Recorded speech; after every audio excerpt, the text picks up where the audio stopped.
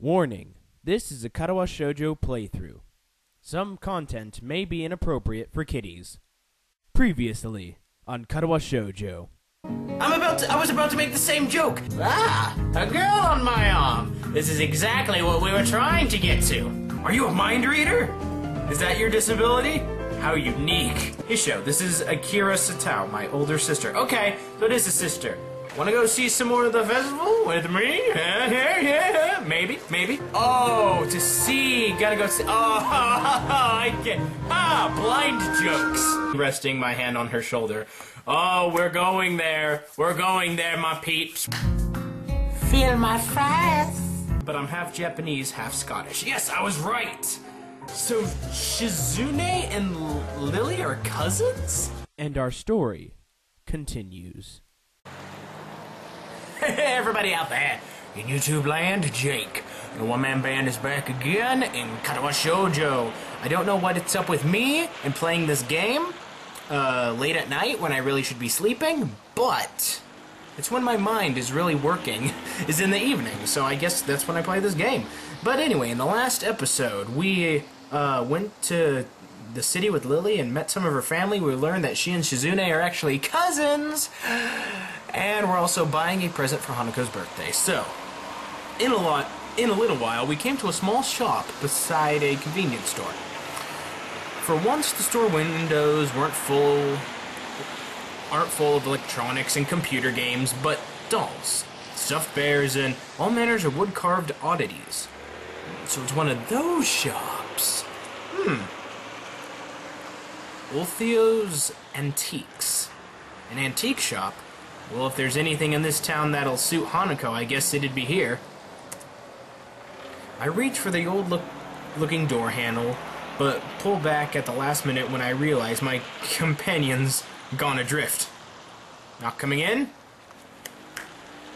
I'll just be in the newsstand for a while. Don't mind me.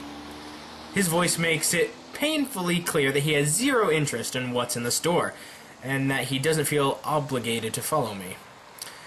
As he wanders off without another word, I push the thick door and enter the store, a bell above me ringing out.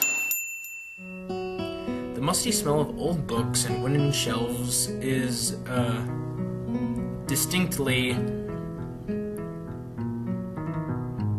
I'm not gonna even try to do that word. I look to the counter beside the door. A graying man behind it sits there silently, reading a tattered book. He certainly fits the look of the place. Slowly wandering through the aisles, the person I'm reminded of as I inspect each handcraft or important oddity in turn isn't Hanako. Crouching down, I examine an ancient oak desk inside the shop window. At least 30 dolls, all varying wildly in size and make, and the only similarity between them is a long Victorian dress they wear. I turn the price tag on one to look at what looks to be about waist high. It's not in my price bracket at all. I do the same to each of them, giving more and more depressed as they get smaller and smaller in size. This is until I reach the very smallest one. It's affordable, yet the quality make and the long auburn hair, yet it's affordable, yet of quality make, and with long auburn hair and a little blue dress. I'm sorry, I couldn't understand that sentence for a second. I decide that it's the kind of present Hanako would appreciate. Pretty looking and far from gaudy. After I carefully pick it up, I decide to take a look around the store. I'm not sure whether it's because I like the atmosphere or out of simple curiosity. Well, you should always look around stores like that. You never know what you're gonna find. That's what I always do. I always go up and down aisles like at least 7 times. Peeking around the corner before I go to the next aisle, I see that the shelves in this one are stocked with wooden toys, from toy cars to intricate automatons. Ooh, a box! Tucked behind a line of nutcrackers, I notice a little plain wooden box. It feels surprisingly light as I pick it up with my free hand.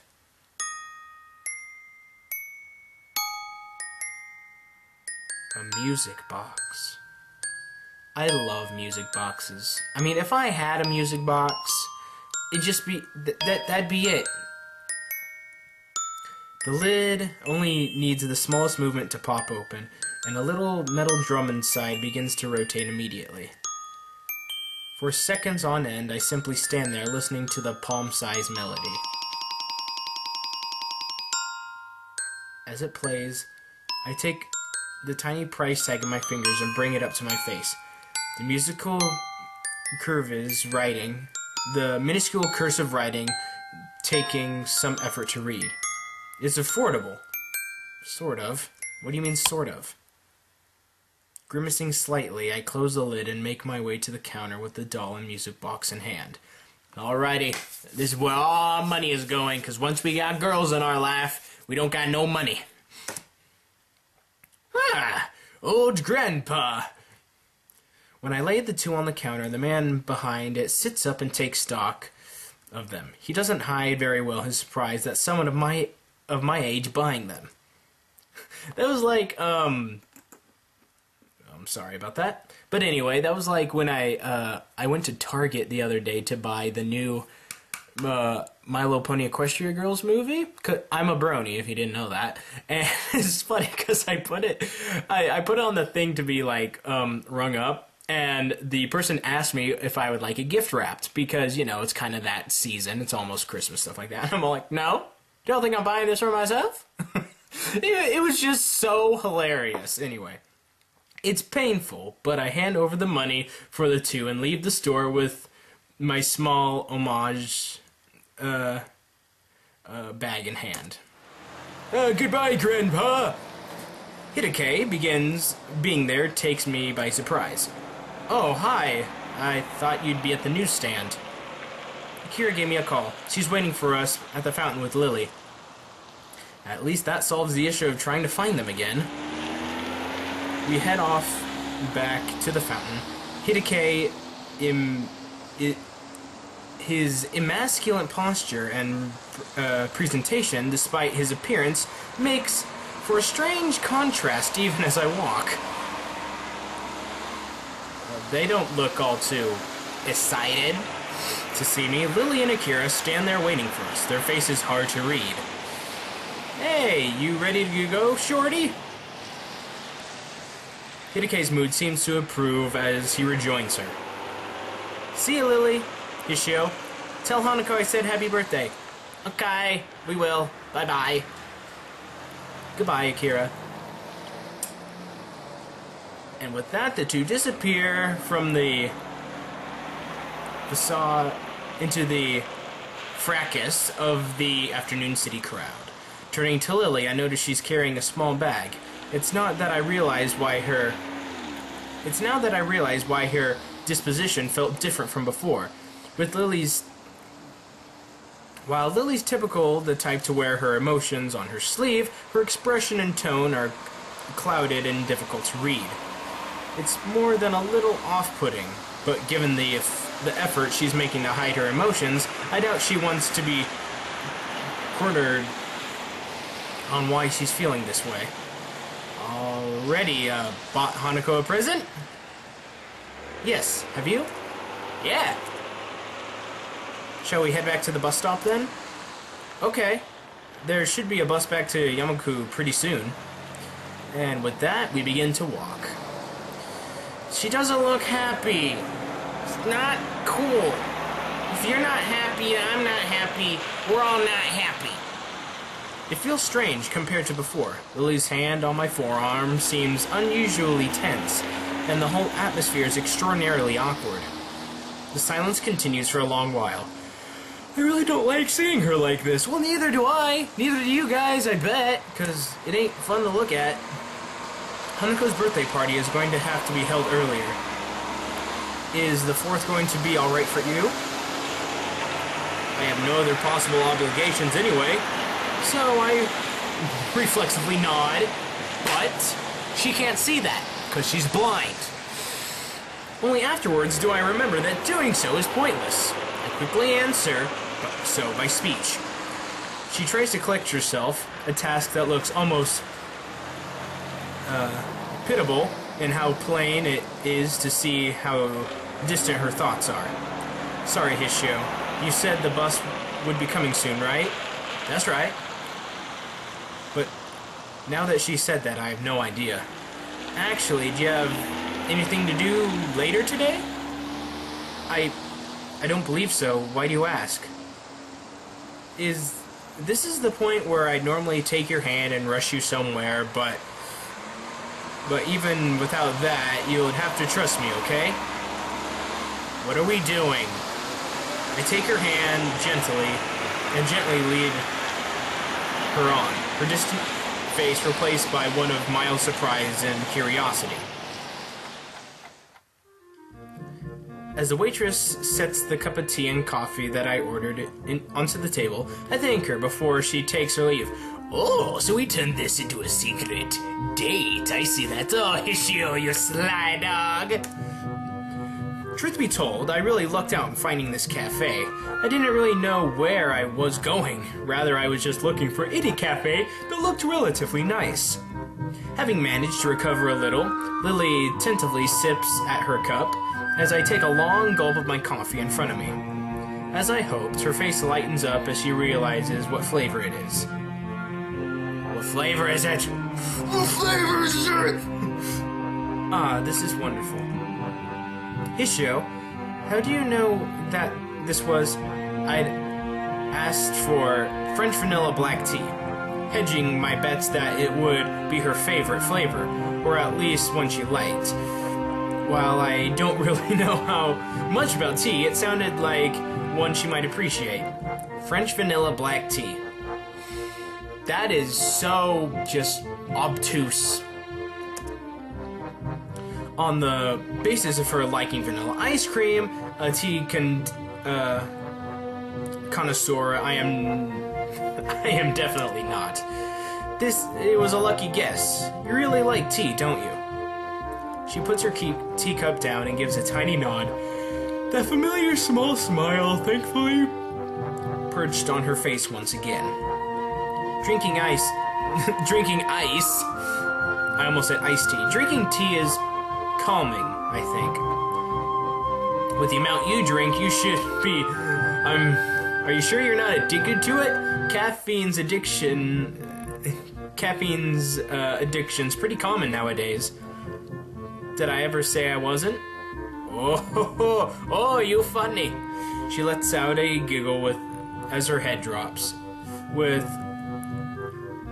We all have our vices, I suppose, and there are worse things to be addicted to. Definitely. Like that. Like, I don't know. Like crack. Shouldn't be addicted to crack. No, it's bad. Don't do drugs, kids. If you do, I will find you. Better believe it. French vanilla black tea, huh? I'll have to remember that. For a while, we both silently drink. It's comforting to have someone like her nearby in such new surroundings, even if it's just the two of us sitting in silence. I begin to wonder if this feeling is the same for her, until she sets down her cup.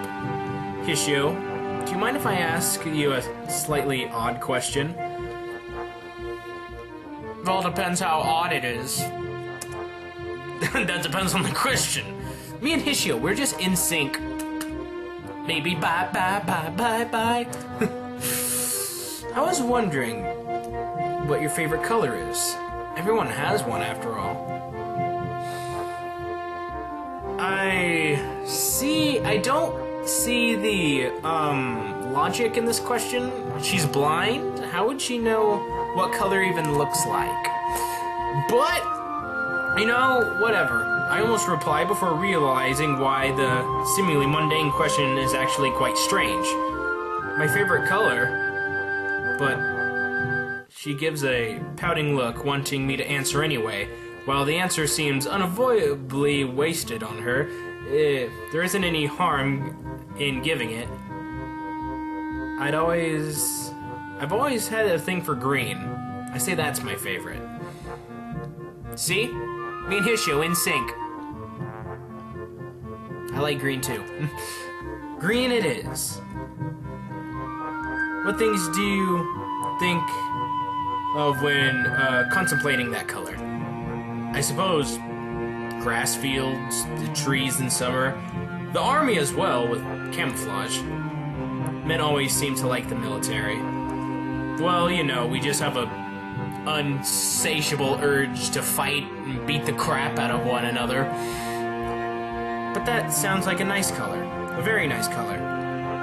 She nods her head a little, as if approving of the choice, considering how foreign the concept of color is to her mind.